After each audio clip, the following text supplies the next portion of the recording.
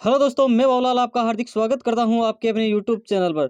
दोस्तों, मैं आपको आज पढ़ाऊंगा सिंगल फेज मोटर के बारे में। सिंगल फेज, ये जो सिंबल होता है सिंगल फेज को दर्शाता है। Single phase induction motor.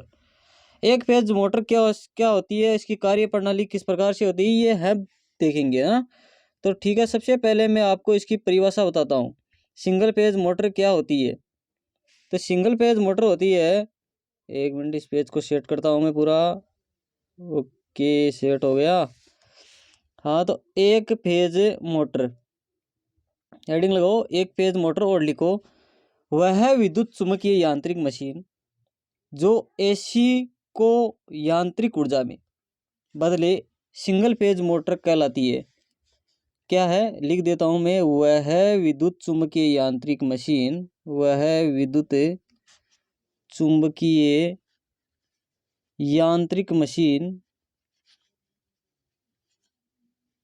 क्या करे, वह विद्युत चुम्बकीय यांत्रिक मशीन जो एक फेज विद्युत ऊर्जा को कन्वर्ट कर दे किसमें, यांत्रिक ऊर्जा में। वह विद्युत चुम्बकीय यांत्रिक मशीन जो एक फेज एसी, फेज सिस्टम किस में चलता है, एसी में। ये भी ध्यान रखना, वह विद्युत चुम्बकीय यांत्रिक मशीन जो एक फेज विद्युत ऊर्जा को, ठीक है, यांत्रिक ऊर्जा में कन्वर्ट कर दे विद्युत चुम्बकीय यांत्रिक मशीन कहलाती है या एसी मशीन कहलाती है। आगे बात करते हैं अपन एसी मशीन के कार्य सिद्धांत की। एसी मशीन का कार्य सिद्धांत क्या होता है। एसी मशीन का कार्य सिद्धांत मैंने 3 फेज मोटर जब पढ़ाई तब मैं आपको बताया था कि एसी मोटरें जो होती है वो किस पर कार्य करती है, प्रेरण के सिद्धांत पर। कौन से के प्रेरण के सिद्धांत पर, फेराडे के, पूरा नाम लिख देता हूँ, फेराडे के विद्युत चुम्बकीय यांत्रिक, फेराडे के विद्युत चुम्बकीय प्रेरण के सिद्धांत पर। फेराडे का विद्युत चुम्बकीय प्रेरण का सिद्धांत। फेराडे का विद्युत चुम्बकीय प्रेरण क्या है, सीख देना, सीख लग जाना ही क्या है, फेराडे का विद्युत चुम्बकीय प्रेरण का सिद्धांत है। जैसे कि ये चित्र देखो, ये है एक चित्र, ठीक है, ये आपकी स्टेटर वाइंडिंग है, ठीक है, स्टेटर वाइंडिंग बोल सकते हो, आर्मेचर वाइंडिंग बोल सकते हो। जबकि यहाँ पर लगा हुआ है रोटर, इस पर कोई सप्लाई नहीं दी जाती। जबकि एक फेज की बात करते हैं तो इधर लाइन देते हैं या फेज लाइन देते हैं और दूसरा इधर न्यूट्रल देते हैं, ठीक है, ये दो ही के माध्यम से। जैसे ये एक बात और बता देता हूँ मैं साथ में ही, कि जो मोटर एसी की होती है वो केवल एक और एक फेज के आधार पर चालू नहीं की जा सकती। सिंगल फेज मोटर बन ही नहीं सकती। एक फेज के द्वारा, एक न्यूट्रल और एक फेज के द्वारा किसी भी मोटर को स्टार्ट नहीं किया जाता है। इसलिए इनमें कुछ करने की आवश्यकता होती है, या तो कुंडलन में या वाइंडिंग में कुछ किया जाता है, या फिर इनको स्टार्ट करने के लिए अलग से क्या लगाया जाता है, कैपेसिटर लगाया जाता है मेरे दोस्तों, ठीक है। तो मैं बता रहा था प्रेरण का सिद्धांत। प्रेरण का सिद्धांत, जैसे विद्युत चुम्बकीय प्रेरण, हमने इलेक्ट्रिक सप्लाई दी एक सिंगल पेज यहाँ से, तो यहाँ पर इसमें क्या हुआ, घुमाव बल पैदा हुआ, और घुमाव बल पैदा होने के कारण इसको सीख दे दी, ठीक है, इसको सीख दे दी, इसको घुमाने का प्रयास किया गया और कैपेसिटर की सहायता से ये, या वाइंडिंग की सहायता से ये घूमना प्रारंभ हो गया। इसी को तो प्रेरण का सिद्धांत कहते हैं। ओके, समझ में आया होगा आपके कि प्रेरण का सिद्धांत क्या होता है। आगे अपन बात करते हैं रेटिंग। तो रेटिंग की बात करते हैं। जैसे सभी प्रकार की एसी मोटरें होती है, कौन सी, सिंगल फेज एसी मोटरों की बात कर रहा हूं मैं। सिंगल फेज एसी मोटरें जो होती है, इनकी जो रेटिंग मापी जाती है वो किलोवाट कार्य क्षमता बोल सकते हो, कार्य क्षमता बोल सकते हो, किलोवाट या फिर एचपी में मापी जाती है। ध्यान रखना, दोबारा बता देता हूँ। एसी मोटरें जो होती है सिंगल पेज, इनकी जो कार्य कुशलता मापी जाती है, कार्य क्षमता, कार्य करने की जो होती है पावर, वो मापी जाती है किलोवाट या एचपी में। तो एचपी का मतलब तो यहाँ पर होता है आपका हॉर्स पावर, और किलोवाट यानी किलो में 1000 होते हैं, और वाट यानी 1000 वाट। ध्यान रखना।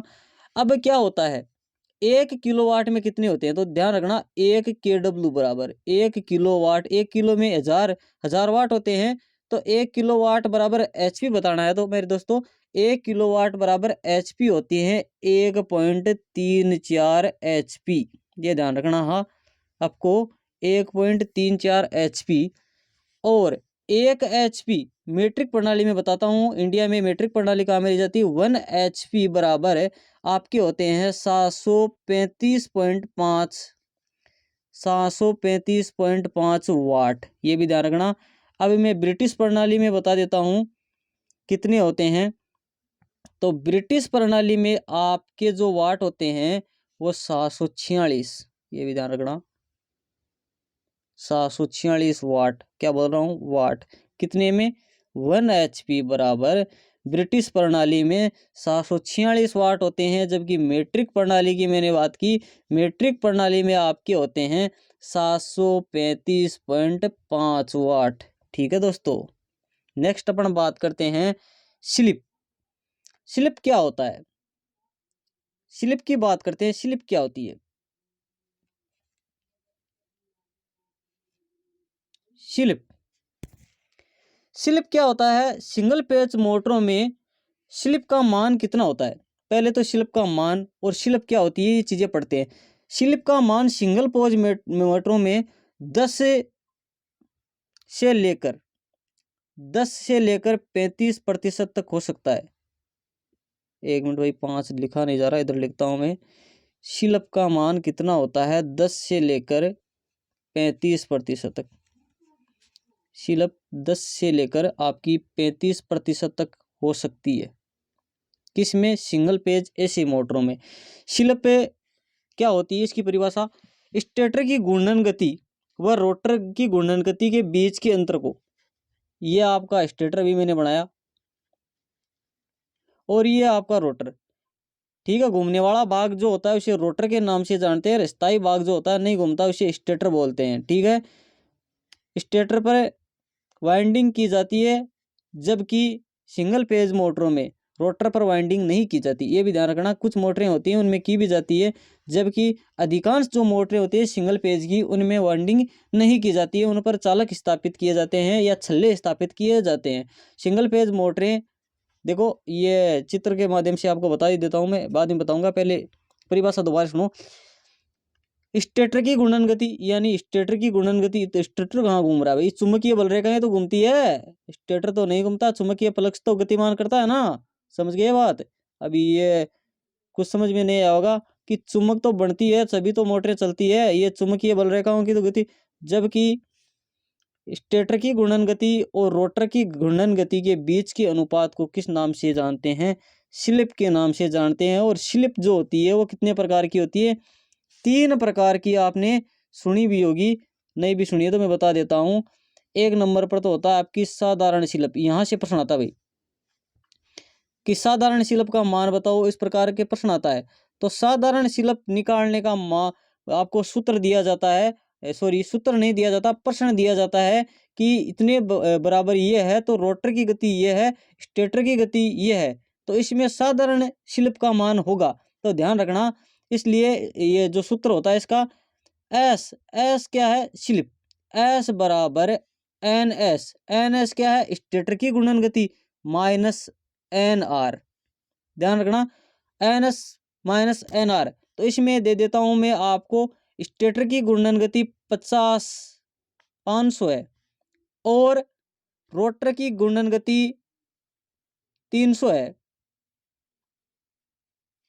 बराबर जो इसका आंसर निकल गया आएगा साधारण स्लिप का मान, तो वो आपके आ जाएगा 200। बेटा आराम से समझ गए होंगे कि एस बराबर यानी साधारण स्लिप बराबर N S minus N R. इस सूत्र को ध्यान रखना, साधारण स्लिप माइनस रोटर का स्लिप, तो बराबर क्या होगा? सॉरी क्या बोल गया मैं? स्टेटर की गति माइनस रोटर की गति, स्टेटर की गति माइनस रोटर की गति, तो जो आंसर आ गया बच के निकल गया वो आपके सामने है। ठीक है, 1 नंबर अपन ने बात की साधारण स्लिप की। 2 नंबर में आपके सामने बात करता हूं अंशीय स्लिप। अंशीय स्लिप की बात करते हैं। अंशीय स्लिप में देखो जो फॉर्मूला लगेगा वो लगेगा एस बराबर यानी स्लिप बराबर N S minus N R बट्टे में एन एस, ये ध्यान रखना, N S minus N R बट्टा एन एस। तो इस फॉर्मूले के माध्यम से आप अंशीय शिल्प ज्ञात कर पाएंगे। अंशीय शिल्प के बारे में कोई भी क्वेश्चन आए तो आप इसको हल कर देना इस माध्यम से। और तीसरा और इम्पोर्टेंट, प्रतिशत शिल्प। कौन सा शिल्प? प्रतिशत शिल्प। प्रतिशत शिल्प के लिए वही सूत्र है, इसमें केवल गुणा में 100 लगाना है। एन एस यानी स्टेटर की गति माइनस रोटर की गति बट्टा स्टेटर की गति गुणे में 100। ठीक है जी, लगा देंगे। तो मैंने बताया एन एस बराबर क्या होता है? स्टेटर की गति, एन आर बराबर है रोटर की गति, और एन एस बराबर वही स्टेटर की गति। ठीक है, अब एक नोट लगाकर एक बात लिख लेना, साथ में ही लिख लो। चलो मैं बोल देता हूँ, आप लिख लो, अच्छे से इसकी नोट्स बना लो। क्या है कि ये डिजिटल बोर्ड नहीं है, स्क्रीन ही है, इस पर ये मैं लिख पाना मेरे लिए संभव नहीं है, तो आप सुनकर लिख लेना। बोल देता हूँ, साधारण शिल्प का मान, साधारण शिल्प का मान अधिकतम कितना हो सकता है? स्टेटर की घूर्णन गति के बराबर हो सकता है। ठीक है, क्योंकि एन एस क्या है, मान लो एन एस 100 है और एन आर 0 है। ठीक है, तो अधिकतम मान आ गया या नहीं आ गया? इसी प्रकार हो सकता है। साधारण शिल्प का अधिकतम मान स्टेटर की घूर्णन गति के बराबर हो सकता है। अंशीय शिल्प का अधिकतम मान इकाई यानी एक, अंशीय शिल्प का अधिकतम मान इकाई हो सकता है। क्योंकि देखो, आपने सूत्र जब देखा तब गौर नहीं किया होगा, मैं दोबारा ही बता देता हूं कि अंशीय जो शिल्प होती है उसका सूत्र अपन ने लिखा एस बराबर N S minus N R बट्टे में एन एस। तो इसमें से माइनस करने पर ये देखो, इसमें इकाई यानी एक के बराबर हो सकता है या एक से कम भी हो सकता है। अधिकांश जो अंश शिल्प होती है, अंश का मतलब बिल्कुल थोड़ा होता है ना, इसी प्रकार इसका अंश में आएगा, ध्यान रखना। और प्रतिशत का जो शिल्प होती है इसका 100% तक हो सकता है। तो अब सिंगल फेज मोटरें जो होती है आपकी, इनकी दक्षता तो बताओ, क्वालिटी दक्षता, दक्षता बताएंगे, क्यों नहीं बताएंगे। देखो, इनकी जो दक्षता होती है वो 60 से लेकर 85% तक हो, कितनी होती है?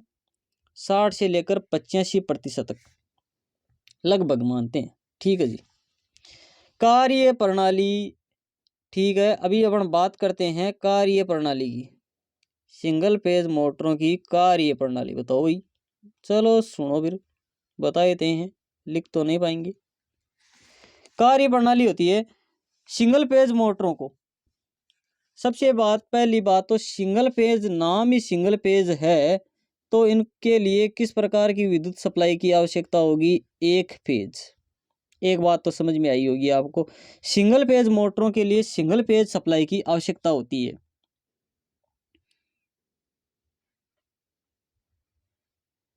ठीक है, अब देखो, सिंगल फेज मोटरों को सिंगल फेज सप्लाई देने की, उसके लिए क्या होगा? आर्मेचर वाइंडिंग में, ठीक है, कभी कभी चुंबक बनती है और कभी कभी नहीं भी बनती है। क्यों नहीं बनती? क्योंकि एक फेज के माध्यम से लगातार, आपको पता है कि चुंबक बना पाना, कौन सी चुंबक? जो किसी रोटर को घुमा सके, यानी ऐसी चुंबक, यानी अल्टरनेटिंग करंट, या इस प्रकार की चुंबक जो घुमाव बल पैदा कर सके, वो एसी में, कौन सी एसी में? एक फेज एसी में संभव नहीं है। ठीक है, अतः इसके मोटर को घुमाने के लिए न्यूनतम कितने फेजों की आवश्यकता होगी? 2 फेजों की आवश्यकता होगी। और 2 फेजों की आवश्यकता तो हो गई सर, आपने बताया कि 2 फेजों की आवश्यकता होगी। 2 फेज लाएंगे कहाँ से? या तो हम मोटर में, मोटर की वाइंडिंग जो है इनमें प्रेरक अलग से लगाएंगे, समझ गए? प्रेरणा देने के लिए प्रेरक अलग से लगाएंगे, या फिर अभी मैं आपको डायग्राम के माध्यम से बता देता हूँ। ये देखो कैपेसिटर, ये जो लगा हुआ है ना आपके सामने, ये शेल की आकृति का, शेल बोलते हो क्या आप इसे, क्या बोलते हो? ये वाला, इन्हें बोलते हैं कैपेसिटर। इनका प्रयोग करके अपन कर सकते हैं भैया। चलो आगे की बात करते हैं। एक मिनट, ही क्या कर दिया। हाँ जी,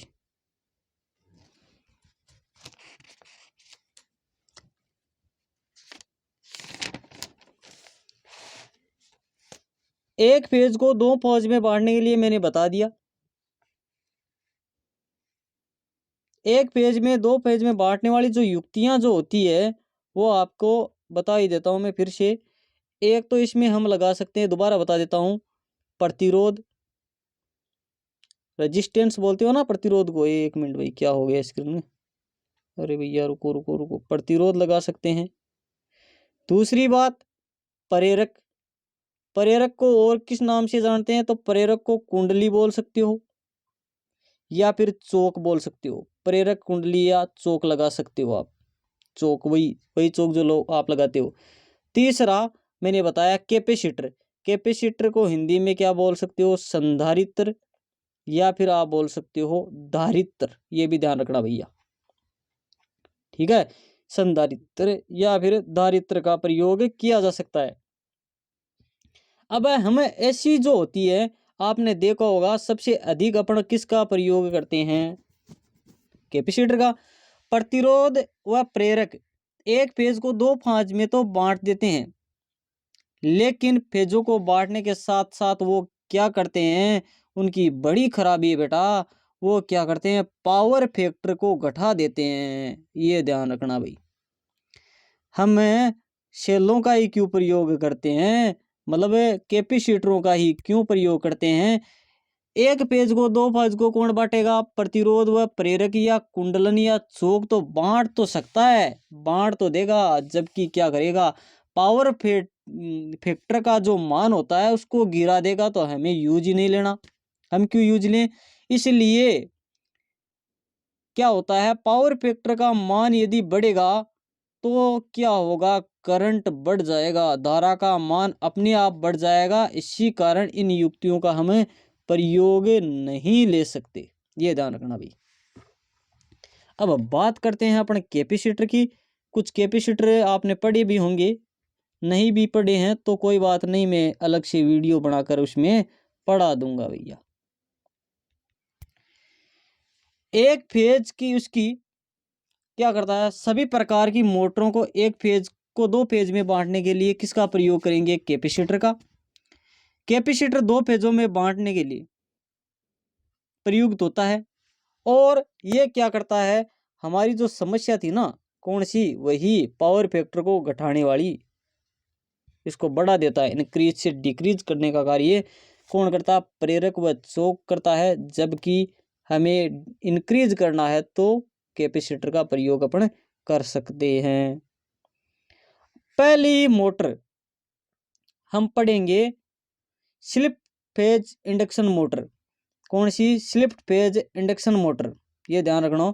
मैं डायग्राम बनाने की कोशिश करता हूँ, बने तो देखते हैं किस प्रकार बनता है या नहीं बनता। चलो कोशिश तो करते हैं। ये आपके सप्लाई के लिए एसी सप्लाई दे रहे हैं इधर से। इसमें दो वाइंडिंग प्रयोग की जाती है, एक तो कौन सी, स्टार्टिंग वाइंडिंग, और दूसरी आपकी रनिंग वाइंडिंग। शंट भी बोल सकते हो। ये आपकी रनिंग वाइंडिंग होगी, जबकि ये आपकी स्टार्टिंग वाइंडिंग होगी, ठीक है। और यहाँ पर एक स्विच प्रयोग के लेंगे जिसे बोले जाएगा सेंट्रीफ्यूगल स्विच, ठीक है। कौन सा स्विच, और यहाँ पर आपका क्या होगा, रोटर, जहाँ से हम घुमाते हैं भैया, ये रोटर है आपका। लिख ही देता हूँ मैं, आर से प्रदर्शित कर दिया इसको, स्टार्टिंग वाइंडिंग को एस से प्रदर्शित कर दिया, या ये रन वाइंडिंग है या संट वाइंडिंग है। और यहाँ से एक फेज हमने सप्लाई दे दी, कौन सी, एसी। एसी तो देते हैं। ये आपका कौन सा स्विच हो गया, सेंट्रीफ्यूगल स्विच, जिसे हमें नाम सुना होगा क्लच प्लेट के नाम से भी जानते हैं भैया। इसका वास्तविक जो निम्नलिखित पद्धति में नाम होता है वो सेंट्रीफ्यूगल स्विच होता है, जबकि इसे क्लच के नाम से भी जानते हैं। स्टार्टिंग वाइंडिंग क्या करेगी, केवल स्टार्ट करने का कार्य करेगी। रनिंग वाइंडिंग उसको निरंतर चालू रखेगी। जबकि ये काम क्या करेगा, सेंट्रीफ्यूगल स्विच, ये आपका क्या करेगा बेटा, ये मोटर को 75% गति प्राप्त करने के लिए इसके बाद ये ऑफ कर देता है ना, स्टार्टिंग वाइंडिंग को हटाने का कार्य यही तो करता है ना, इसीलिए तो इसको श्रेणी क्रम में लगाया हुआ है इस वाइंडिंग के। समझ रहे हो बात? चलो मैं एक डायग्राम दिखाने की कोशिश करता हूँ आपको, है तो देखे। ये नहीं है, कौन सा भी, हाँ ये भी नहीं है, ये इसमें कैपेसिटर लगाया हुआ है। चलो मेरे को मिल जाए तो मैं दिखाई देता हूँ, ये रहा भैया, ये स्थायी कैपेसिटर है ना। चलो 1 मिनट होल्ड।